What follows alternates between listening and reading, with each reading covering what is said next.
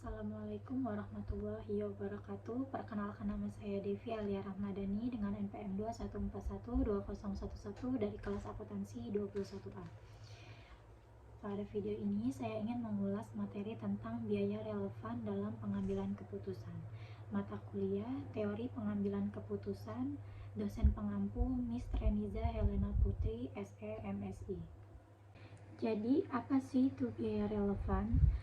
Menurut Mulyadi 2001, biaya relevan adalah biaya masa yang akan datang yang diperkirakan akan berbeda atau terpengaruh oleh suatu pengambilan keputusan pemilihan di antara berbagai macam alternatif. Oleh karena itu, biaya tersebut adalah relevan dengan analisis yang dilakukan dalam pengambilan keputusan tersebut. Selanjutnya ada perbedaan biaya sung atau biaya terjebak dan biaya relevan. Biaya sung adalah biaya yang sudah dikeluarkan dan tidak dapat diubah terlepas dari pilihan keputusan yang dibuat.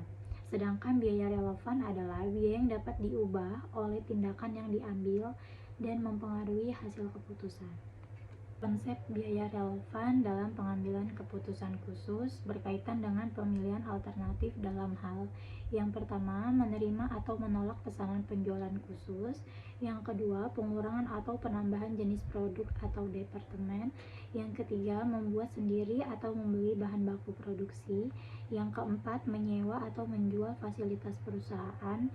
Yang kelima, menjual atau memproses lebih lanjut hasil produksi. Dan yang terakhir, ada penggantian aktiva tetap.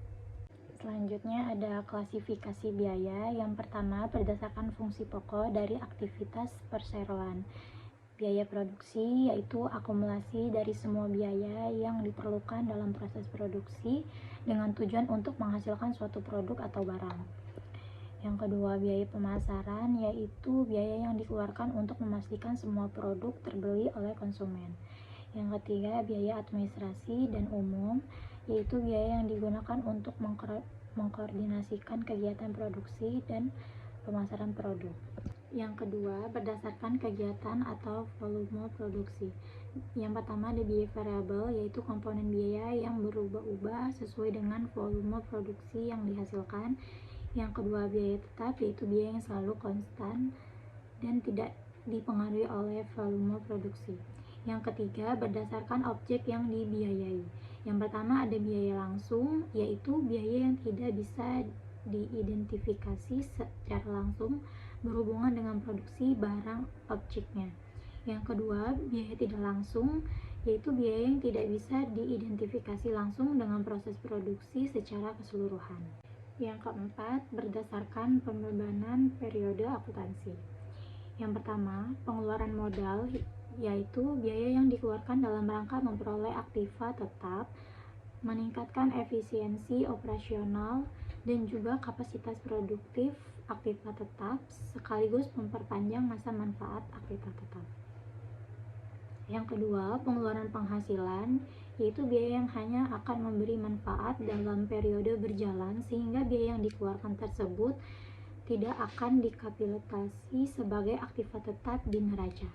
Akan tetapi akan langsung dibebankan sebagai beban dalam laporan laba rugi periode berjalan. Contoh biaya relevan: pembelian bahan baku. Biaya bahan baku yang harus dibeli untuk memproduksi produk tertentu adalah biaya yang relevan jika perusahaan harus memutuskan antara dua pemasok yang berbeda. Yang kedua, biaya tenaga kerja tambahan. Jika perusahaan memutuskan untuk meningkatkan produksi, biaya tambahan yang akan dikeluarkan untuk upah tenaga kerja tambahan adalah biaya yang relevan. Selanjutnya, keputusan pembuatan atau pembelian. Pada studi kasus, apakah suatu perusahaan harus membeli komponen dari pemasok eksternal atau memproduksinya sendiri? Jawabannya, dalam pengambilan keputusan ini, biaya relevan termasuk biaya produksi internal, biaya pembelian eksternal, dan biaya yang berubah-ubah sebagai hasil pilihan tersebut. Selanjutnya ada analisis biaya manfaat. Keuntungan analisis biaya manfaat memastikan bahwa keputusan didasarkan pada perbandingan biaya relevan dan manfaat yang diharapkan. Perbandingan ini membantu perusahaan menghindari pemborosan sumber daya dan mengoptimalkan hasil keputusan. Selanjutnya ada analisis biaya manfaat. Keuntungan analisis biaya manfaat memastikan bahwa keputusan didasarkan pada perbandingan biaya relevan dan manfaat yang diharapkan. Perbandingan ini membantu perusahaan menghindari pemborosan sumber daya dan mengoptimalkan hasil keputusan. Sekian dari saya ucapkan terima kasih. Wassalamualaikum warahmatullahi wabarakatuh.